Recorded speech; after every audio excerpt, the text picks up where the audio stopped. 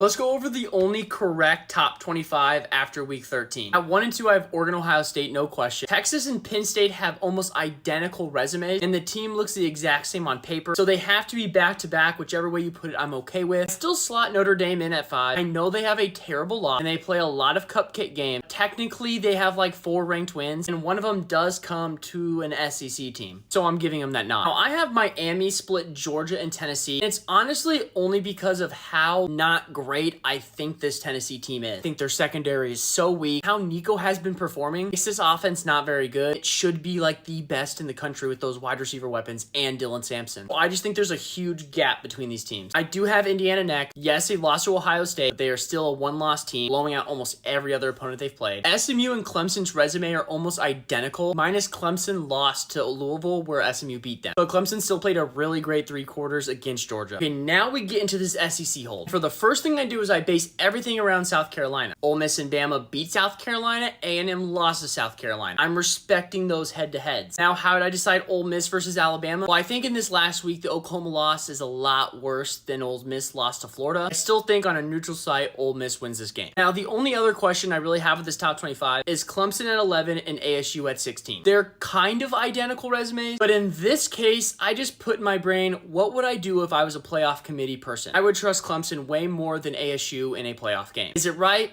I don't know, but there's not really a better way to do it in my mind, especially with all these SEC teams here. That's how I did it. The rest of the top 25 is kind of whatever. Move some of the teams around, I really wouldn't care. Let me know what you guys think of it.